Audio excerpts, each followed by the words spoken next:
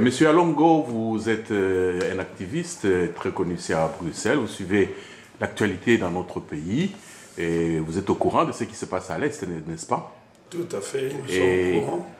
Que pensez-vous du conflit armé déclenché par le M23?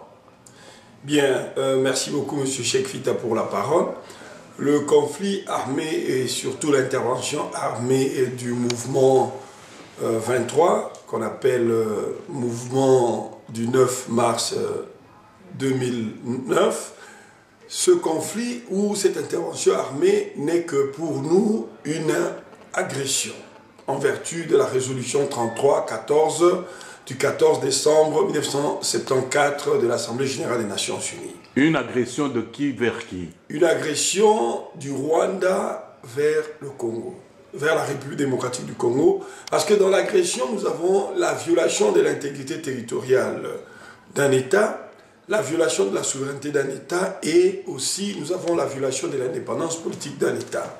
C'est ce que le Rwanda est en train de faire, ou le Rwanda et l'Ouganda sont en train de faire.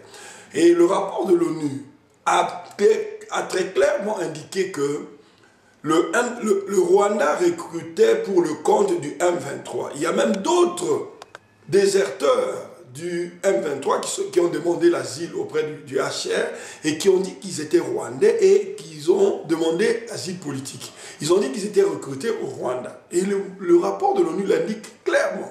Alors je ne vois pas comment est-ce qu'on peut appeler le M23 un mouvement rebelle.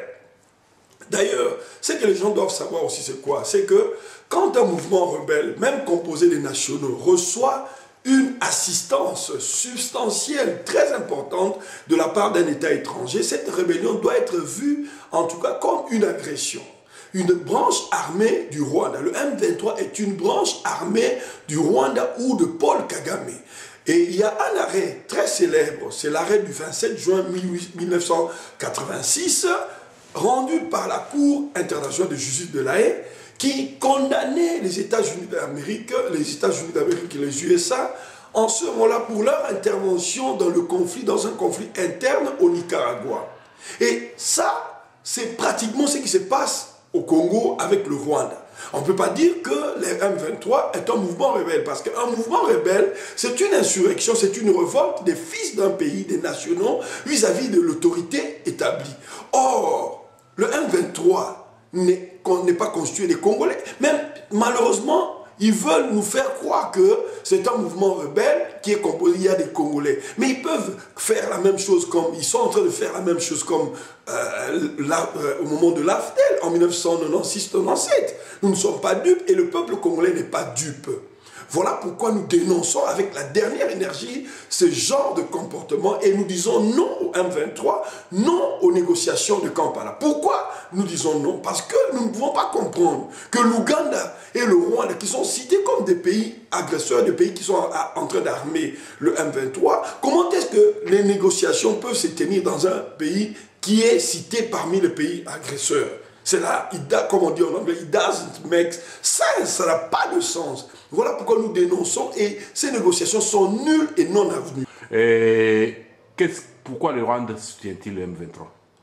Ben, le Rwanda soutient le M23. Nous ne pouvons pas donner toutes les raisons, mais parmi les raisons les plus essentielles, c'est que c'est pour le pillage qui a commencé depuis longtemps des minéraux congolais. Des minéraux et des mines de notre pays. Voilà, c'est ce qui se passe. Et pour faciliter, n'est-ce pas, ce vol, ce pillage-là de nos minéraux, le Rwanda fait semblant d'alimenter un mouvement rebelle qu'ils appellent entre guillemets rebelle. Or, en réalité, c'est une branche armée. C'est le prolongement du long bras de Paul Kagame en République démocratique du Congo. C'est tout. Voilà la vraie raison. C'est pour piller avec la complicité de certaines sociétés multinationales pour pouvoir piller nos richesses, surtout à cause du coltan. Comme vous le savez, le coltan est un minerai très important pour la fabrication des GSM, des caméras, des laptops, des iPads et que sais-je encore.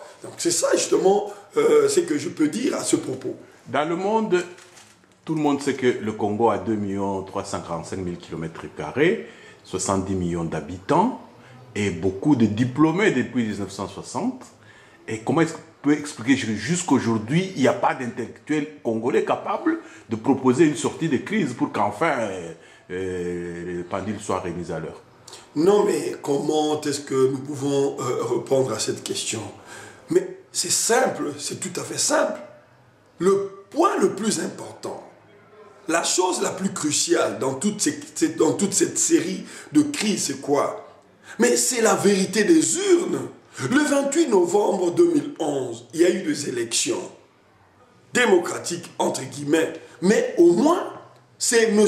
Étienne Tshisekedi Wamulumba, le candidat numéro 11, qui avait remporté l'élection présidentielle. Mais malheureusement, le président sortant, Hippolyte Kanambe alias Joseph Kabila, a refusé, n'est-ce pas, de céder le fauteuil. Or, Claude Lefort dit ceci, que le pouvoir est un siège, le pouvoir politique est un siège continuellement vide. Et c'est pratiquement ce qu'on appelle le principe de la continuité de l'État. Les institutions restent, mais les personnes passent. C'est normal. Et c'est ce que justement Hippolyte Kanambe ne peut pas comprendre, il n'arrive pas à comprendre. Il veut s'accrocher au pouvoir jusque quand? Il doit voir l'exemple de Saddam Hussein, il doit voir l'exemple de toutes ces personnalités ou ces présidents ou ces présidents, chefs de l'État qui ont refusé de partir, mais avec le vent de la population, avec n'est-ce pas, le mouvement de soulèvement populaire, ces gens ont fini par partir. Et Hippolyte Kanambe va finir par partir. Oui, c'est bien beau d'affirmer ça, M. Alongo. Mais les intellectuels congolais, concrètement, 12 mois après le hold-up électoral, il me semble que la sève intellectuelle n'a rien produit. Le peuple attend, n'est-ce pas, des résultats concrets. Qu'est-ce que vous, les intellectuels congolais, vous proposez au peuple pour que les choses soient remises, donc les pendules soient remises à l'heure? Mais comment on peut proposer? Revenons seulement à la vérité des urnes et tout sera remis en ordre. On n'a pas... Parce que ces gens sont en train de s'imposer par la force des armes. C'est ce qu'on dit « by means of weapon »,« by means of arms ». Mais comment est-ce que les gens qui sont armés, que d'ailleurs, il y a un musicien populaire de notre pays qui a dit « Moi, mais ces gens sont armés. Et puis, malheureusement, nous avons des frères, des compatriotes, des Congolais de pur sang qui sont collabos, qui ne facilitent pas la tâche au peuple souverain. Si ces gens pouvaient quitter, d'ailleurs c'est l'ordre que je suis en train d'intimer à tous ces gens-là, qui continuent à s'accrocher, à osciller autour de Hippolyte Kanambe, qui le lâche et il va tomber quand il manque mûr. C'est simple. C'est ce que je demande à nos frères. Ne soyez pas collabos. Nous comprenons, nous savons que vous êtes collabos pour les raisons. Là, vous dérivez légèrement. Oui. Eux, ils sont de l'autre côté. Oui. Mais ceux qui sont en face, qui veulent le faire partir, oui, la matière grise n'a toujours rien produit de concret pour que ça change. Est-ce qu'il s'agit, n'est-ce pas, d'une confrontation de matière grise? Non. Il s'agit, n'est-ce pas, des gens, un groupe de gens, des bandits qui kidnappent la vie de toute une population par la force des armes. Et moi je pense que, et nous disons aujourd'hui que nous, le peuple souverain congolais, doit se soulever comme en Égypte, à la place Tahrir. Et nous devons faire usage des dispositions de leur propre constitution. L'article 64 dit ceci, que nous devons fait échec à toute personne qui se maintient par la force ou qui veut prendre le pouvoir par la force ou qui, comme le cas du hold-up électoral. Voilà tout. Voilà, donc il faut, et nous sommes, tout est mis en marche pour qu'on puisse mettre ces gens hors d'état de nuire, pour qu'on fasse échec à leur hold-up électoral. Oui, je ne suis toujours pas satisfait parce qu'il me semble que dans toute action de changement, l'intellectuel doit concevoir des plans bien pointus qui puissent être mis dans la tête de la population. Qu'est-ce qui se fait pour que la population se soulève? Est-ce que la population, toutes les bonnes idées qui sont ici, ça lui arrive dans la tête?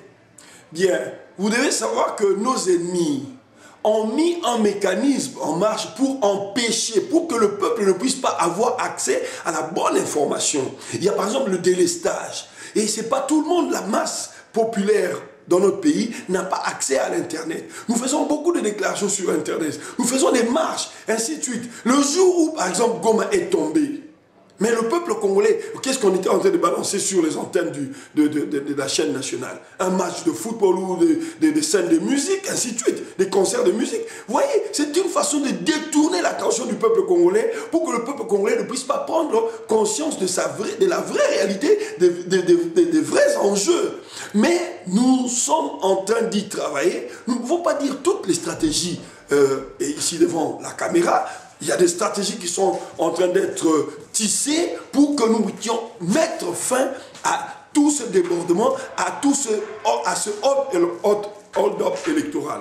Enfin, nous voulons aussi dire ceci, que l'ONU qui dit qu'elle n'a pas de mandat, la MONUSCO qui dit qu'elle n'a pas de mandat pour pouvoir intervenir, elle n'a pas de mandat. Mais quand vous parlez de la MONUSCO, le nom même de la MONUSCO, c'est une mission des Nations Unies pour la stabilisation du Congo. Mais quand le M23 sévit, le M23 tue, le M23 intervient, c'est une branche armée, comme je le dis, c'est une agression. Mais la MONUSCO a dans son mandat la stabilisation. Ces gens qui déstabilisent le Congo, la MONUSCO devait intervenir. Mais même si la MONUSCO ne peut pas intervenir dans ce sens-là, mais nous avons la théorie des pouvoirs implicites qui veut que l'ONU puisse, n'est-ce pas, atteindre effectivement son but qui est inscrit, qui est combiné dans la Charte des Nations Unies, dans son article 1er. C'est le maintien de la paix et de la sécurité internationale. Quand la sécurité est menacée, l'ONU se doit d'intervenir et de mettre fin à la violation, au désordre. Quand on crée un désordre et l'ordre public international qui est troublé, l'ONU doit intervenir. Et enfin, en 1990, quand l'Irak est entré au Koweït, mais il y a eu la résolution 678 ou 678. L'ONU, le Conseil de sécurité s'est réuni, a pris une résolution d'action. C'est une résolution de ce genre qui devait être prise. Bien, merci. Par rapport à l'ONU, d'accord, mais nous-mêmes, ma question tourne toujours autour de notre propre responsabilité. Comme dernier mot, qu'est-ce que vous dites comme notre responsabilité et que pouvons-nous espérer d'ici là, grâce à nous-mêmes? Grâce à nous-mêmes, toutes les batteries sont mises en marche. Nous sommes en train de concocter des stratégies en coulisses et d'autres stratégies sont visibles. Les marches, la sensibilisation. Nous avons écrit par-ci, par-là, nous menons un certain nombre d'actions pour pouvoir faire changer les choses. Et cela va arriver, ne vous en faites pas. Nous y arriverons. Et vous nous donnez rendez-vous quand pour pouvoir faire l'état des lieux des résultats? Dans combien de temps? Ben, on ne peut pas quantifier ça dans le temps, mais je vous apprends que nous y travaillons de manière sérieuse pour qu'on puisse mettre fin à cette humiliation. Nous demandons alors à la population de Kinshasa de ne pas accueillir, n'est-ce pas, le M23. La population congolaise, partout, que ce soit à Kisangani, à l'Équateur, partout le M23 est en train d'avancer, il faut qu'on mette fin, qu'on puisse barrer le chemin au M23 parce que ce n'est pas la volonté du peuple, c'est le AFDEL bis. Et tout le monde doit être au courant de ça. Ok, merci.